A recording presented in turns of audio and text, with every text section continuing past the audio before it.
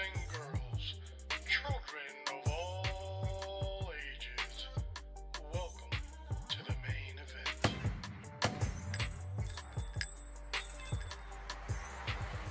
Welcome to Radar Cop Podcast. You are listening to episode 356, Maintenance. I'm your host, Al Martinez, also known as Alpha Mike, and we're going to start this podcast with the Word by turning to Scripture, the book of Isaiah, chapter 25, and verse 1. And it says, Lord, you are my God. I will exhort you and praise your name, for in perfection and perfect faithfulness you have done wonderful things, things planned long ago. You know, we always have plans as people, right? Oh, one day I'm going to do this, or one day I'm going to do that. But God's plans are perfect. He knew us before the creation. He knew us when we were in our mother's womb. So you got to know that the plan is perfect. Today's episode 356, we are going to talk about maintenance. And we're not going to go into too much programming on maintenance, but we are going to talk about things that you might not consider maintenance, but they are, and they are important. Let's take a little dive and look at some of the programs we got coming up. And after this one, we're going to do the best budget carries of 2025 as we round up the end of the year.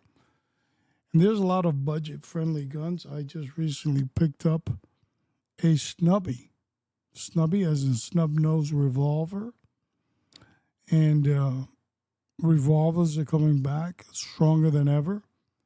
I'm an advocate of it. We will explain when that podcast comes up as to why I would even consider a snub-nose revolver. I'm currently using it as an everyday carry. Will I go back to pistol? Of course I will. But it's always nice to have one. So, best budget carries of 2025, that's part of what we're going to be talking about. The snub nose I have here that I just recently picked up was for $267. So, doesn't break the bank, and it's added on to the arsenal. 393 million guns are owned by U.S. citizens, and the number is growing. We're going to talk about that. And is the M&P the new Block? Remember, Glock used to have the name, the Block. So is the M&P the new Block? And happy carry holidays. You know, this holidays are coming up, and it's time to do some Christmas shopping, especially around Black Friday. So some ideas about that. Gun-free zones, we're going to talk about that. And the Block, as in Glock, V story. That's more developing, how Glock is changing its lineup, suspending all future productions of many models. I think the only models that are going to exist are the single stacks, but the double stacks are all gone. And Glock has created the V models. What the hell is all that about? Well, we're going to discuss that in time. So let's start taking a little deep dive into all the good stuff we're going to talk about today. And we're going to start off with maintenance. Now, on your maintenance, of course, people like to use different brands and different things, and that's okay. We're not here to bust people's bubbles and, you shouldn't be using this and you shouldn't be using that. Use the products you want to use, but the question is, how deep should your cleaning be on every time that you actually do these maintenance drills? I like to call it preferred maintenance. Now, the gun maintenance depends whether it's revolver or pistol. Of course, in my opinion, revolver just takes a little bit more finessing in the cleaning operation. But gun cleaning, whatever you use that you fancy your most, because we could start a real argument here about, I don't use that product. But that's not what we're talking about here. How frequent do you do it? What type of gun oil do you use? I'm not here to give you those answers, but you can continue using if it works for you. Now, part of our maintenance is also function testing.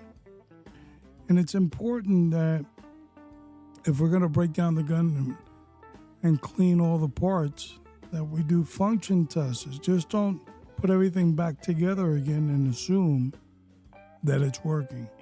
So, function test every aspect of the gun that you're cleaning.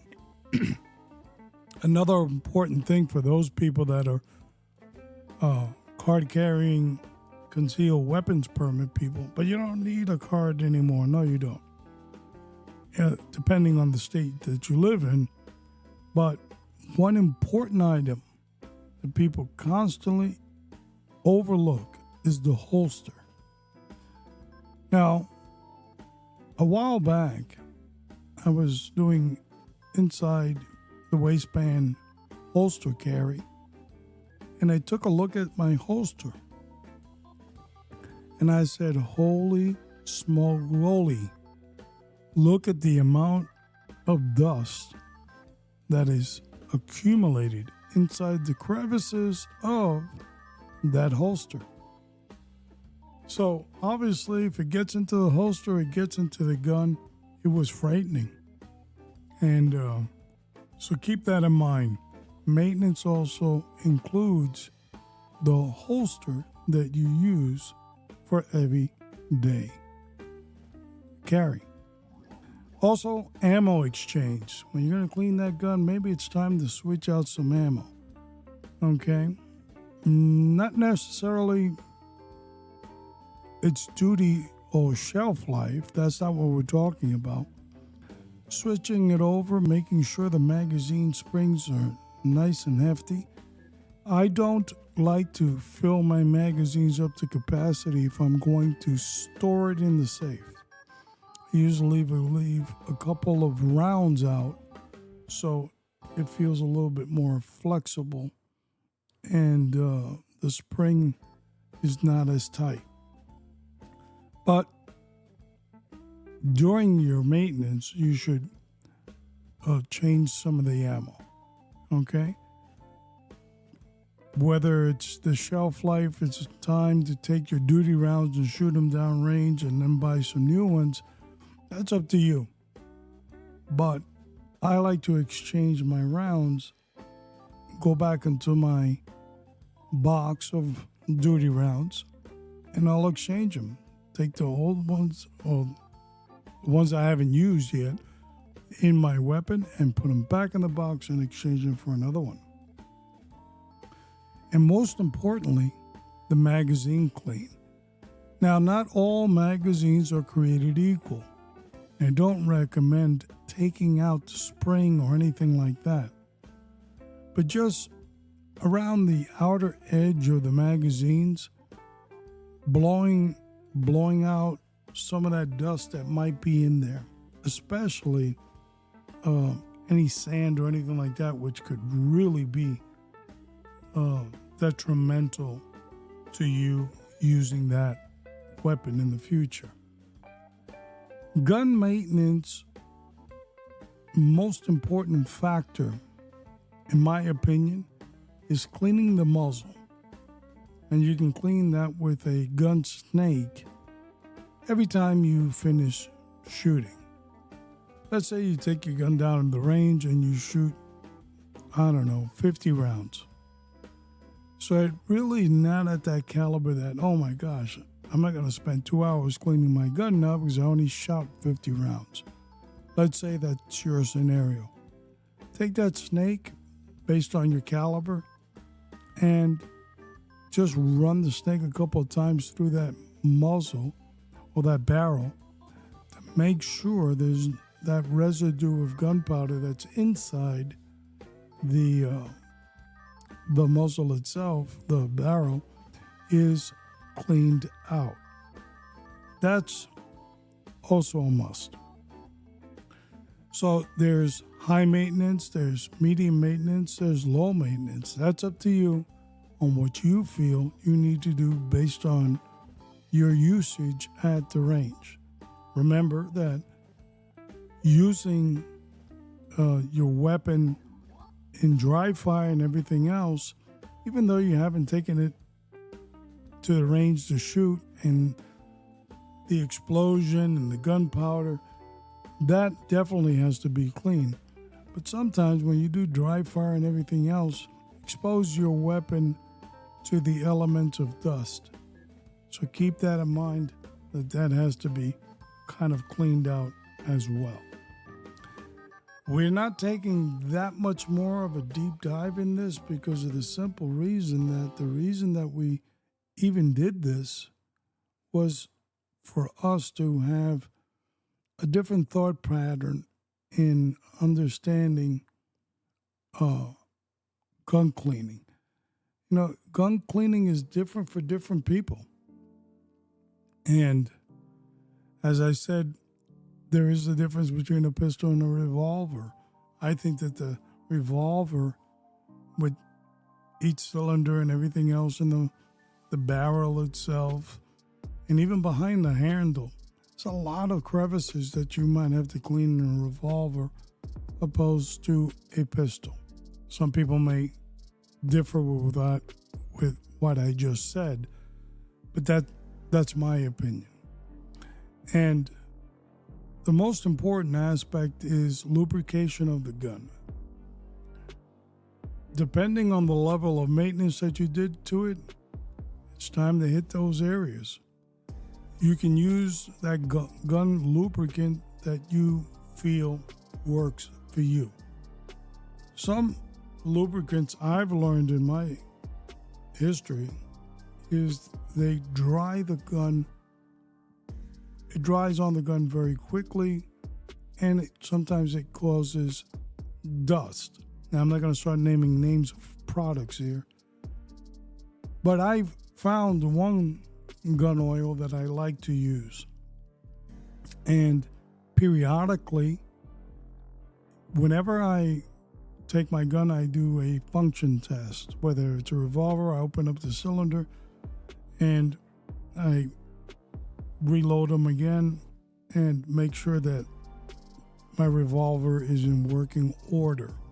If I use a pistol, I'm going to chamber a new round and make sure the magazine and rounds are properly fitted in the pistol. I'll also take the lubricant, the gun oil, every once in a while and make sure that I spread that around equally. I don't do it all the time, but I might end up doing it maybe every other month. Just a little dab of oil goes a long way, especially when the weather gets a little bit colder. It's a good idea to lubricate it just a little bit more. You have your ideas of lubrication and maintenance for your gun. I have mine. But thinking out of the box, those things that have to be double checked, it could even be your carry bag. It could be a lot of things that you might be, that might be a part of your everyday carry. Sometimes you got to make sure it's in working order. Even some aspects as small as, how am I going to make an emergency call?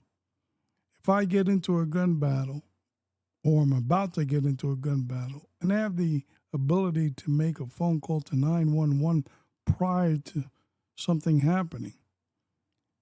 Is my phone functioning? Do I have face recognition to open up my phone? Do I have the phone in the support hand and not my gun hand? Is it on my support side and not my gun side? All those things are important, and when you do maintenance, it's always good to make sure that you're always looking like you're tactically sound. As always, if you're interested in some gun training in the Tampa Bay area, you can give us a call and look us up at Raider Cop TAC, TAC. That's Raider Cop TAC, TAC.com. Our number is 813-942-7400. Or if you want to hear all our podcasts from number 1 to number, what are we up to now? 356. That's a lot of podcasting. You can, and you can go to RaiderCop.com. That's RaiderCop.com. You want to send us an email? RaiderCop Podcast, all one word, RaiderCop Podcast at Proton, PROTON.me, M-E. So you can send us your nasty little notes there. Up next for us, episode 357 is going to be the best budget-friendly carry for 2025. As always, continue to pray for yourself, because without you, we have nothing. Continue to pray for your community. Continue to pray for those people that you care about. Continue to pray for your law enforcement agencies that serve you. And most important, continue to pray for the United States of America. This is Alpha Mike. I'll see you downrange.